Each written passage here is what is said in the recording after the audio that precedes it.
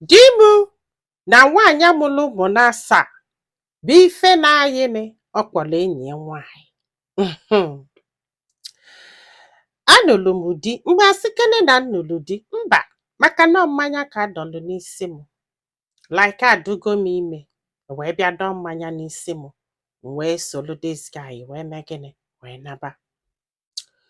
So wee luo pịa mụọ nwa nwaanyị. Wee yọbịa sị anya biko ya mepeelu m biznes. O kwelu mepee na-emepe mba ya kwa mbọsị na-ahị ya ọjụ. Emesie nwa afọ wee yaba arụ na-ayazi too much that na ọ dịzi too much. Wee sị ka m kulie na be nna m ịghọtagonu o mee bụrụ maka etu o si wee dụ. Ya wee naluo wee nọdụ be nna ya di ya wee na-akpọ ya sị anya ka o chighenete ya wee sị ya na before ya echighenete na a ga-adụ sure na o mepegoli ya afịa ọ biznes ya ga-eme maka na aka esirie ike ịghọtago. Nri ada adụ n'ụlọ ka a nyebe aka ka a nwee ihe a ga na-akpata wee na-enye ụmụazị dana ụmụaka ị na-eme gịnị ị na-akwụ agụụ. O kwelụsị a na ya emepego ya na taba ya wee kwelu wee chighebekwa azụ wee luo ọ bụ na o nwere afịa o mepere. So nwa ya nwaanyị na-aya ya wee kọbala ndị mmadụ ịmaga onu na-akọrọ ndị mmadụ wee sị ya na ọ bụ na ọ dị ime ọzọ kịta nwa afọ agbasie ike na ọ na-eme pịtọpịtọ maka na ọ ka atọrọ nwa. Ya wee welu maka ya wee hapụ onwe ya ka wee dukwa ime ọ bụrụ ime ejima nwoke na-abụ. Ọ sị m nne ya wee bube afọ ime ebusie ya mụọ ọ bụrụ ụmụ ejima nwoke na-abụ. Ọ sị m na ike kwụọla ọtọ gwa ya na ka a na-agwa m ihe a kwa mbọsị di ya na-asị ya ya na-abịa nne ya na ya chọrọsị ya na-abịa nne ya na ya chọrọsị ka amụgori ụmụ na-atọ ọ sị m to the point na aga agụkatị ya na-abịa nne ya jee weta nri ya na ụmụaka ga-eri. Na di ya ebute kịta akpa rice dọba ọ na-amoniti ya o jesie bata onene malụ ma o nwere ukono na amapụrụ di ya. Mami ya wee megide wee chọlọfa wee bịa mebi ọ chọrọ iwetelefe nri or something.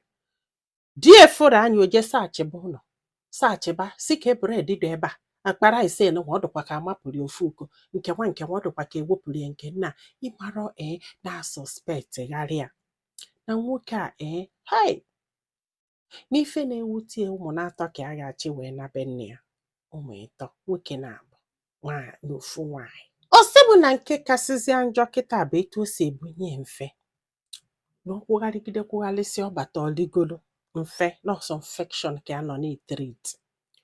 Ọ sị m na nke kasịzị njọ bụ agụụ ịnarị ụmụaka. O nwere ife a na-alụ mgbe o ji ego ya mepeelu ya afịacha kịta na o nwerezi ife o ji ọ na-esogharị nwaanyị achụ ụmụ na-asaa n'ike si na enyi ya nwaanyị ya megheli arụ na abe nna gị na mada anọzi ya megheli arụ na abe nna ya na ada anọzi mana ọ da anụghị anụ.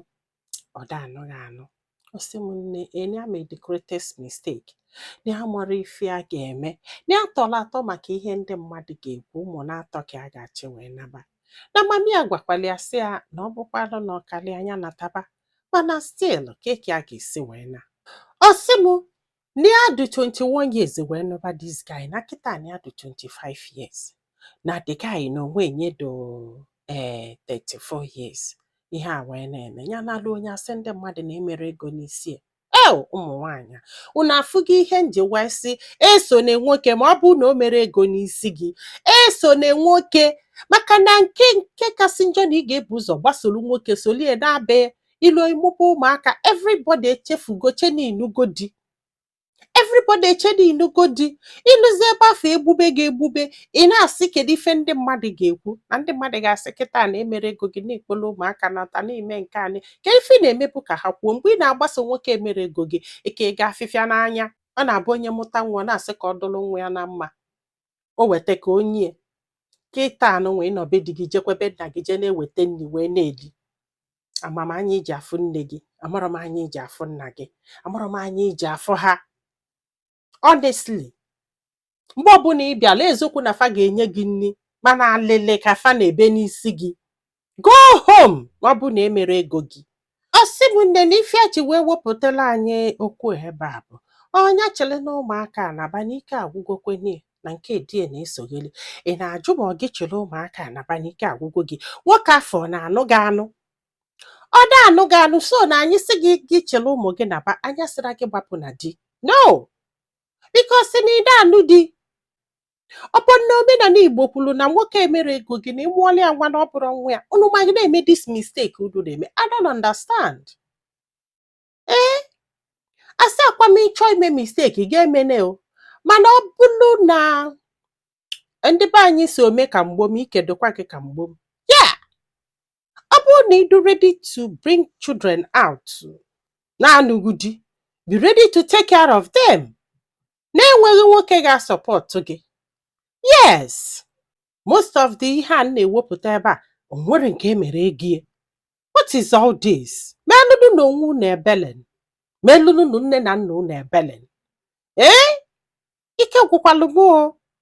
Ọka ife na-atọ ụtọ si amị ka ọ nọọ ka ife a na-alacha alacha si amị. Kedu ka ndị Igbo si asụ dị ya? Melụnụ na onwe unu ebelen. So nwanne m, onye hapụrụ nwoke emere ego n'isi na babe nne ya, ka onye nọ n'ebe afọ jee na-ayọta mama ya nri ka ọ na-eri. Nna ewekwa n'iwe na nna ewe iwe, but adị m ewe iwe actually. Yes, o nwere ụdị ajụjụ ada ajụ ihe ya na-ekwu how to move on.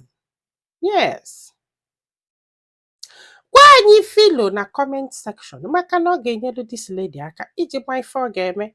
Anyị kwezalụ m aka tụsa ozi a ka olu ndị ọzọ ntị. Ndị be anyị, daalụnụ, ka ọ dị n'ụbọchị ọzọ.